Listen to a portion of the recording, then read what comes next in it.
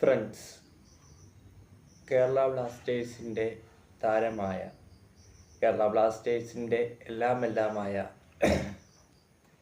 താരം Uruguayan midfielder, അല്ലെങ്കിൽ അവരുടെ ജീവാത്മാവും പരമാത്മാവും എല്ലാമായിരുന്ന അഡ്രിയാൻ നിക്കോളാസ് ലൂണ ലിറ്റിമാർ എന്ന് പറയുന്ന ഉറുഗ്വേൻ മാന്ത്രികനെ സ്വന്തമാക്കാൻ ഇന്ത്യൻ ഫുട്ബോളിലെ വമ്പന്മാർ എന്ന് വിശേഷിപ്പിക്കുന്ന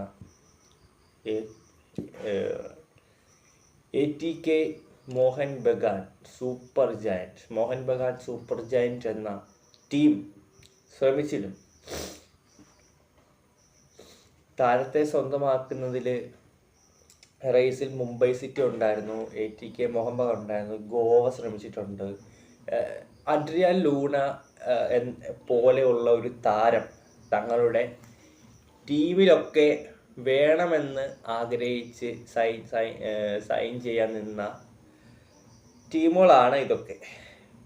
പക്ഷേ ഇപ്പം അവസാനം വന്നപ്പോൾ ATK മോഹൻ ബഗാൻ മാത്രമാണ് ആ റേസിൽ ഉള്ളത്. അന്നേരം ആ ഒരു താരത്തെ സ്വന്തമാക്കാൻ ATK മോഹൻ ബഗാൻ കഴിവിന് പരമാവധി ശ്രമിച്ചതാണ്. അന്നേരം അത് നടക്കുന്നില്ല. അതുകൊണ്ട് തന്നെ ATK മോഹൻ ബഗാൻ ലൂണയ്ക്ക് പകരം പുതിയൊരു താരത്തെ എത്തിക്കും എന്ന് നമുക്കറിയാൻ കഴിഞ്ഞിട്ടുണ്ട്. നമ്മൾ ഇന്നലെയാണ് ഈ ഒരു ന്യൂസ് ഞാൻ അറിയുന്നത്. അത് ഇന്നലെ എത്തിക്കാൻ പറ്റിയില്ല, നിങ്ങളിലേക്ക് എത്തിക്കാൻ പറ്റിയില്ല. അതാണ് ഇൻഫർമേഷൻ വന്നത്. ഇങ്ങനെയാണ്: കേരള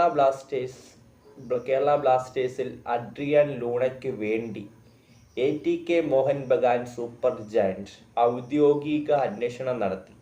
പക്ഷേ ഉറുഗ്വേൻ ഫോർവേഡിനെ സൈൻ ചെയ്യുന്നതിന് ഉയർന്ന ചെലവ് വന്നതിനാൽ അത് തുടരാൻ കഴിഞ്ഞില്ല.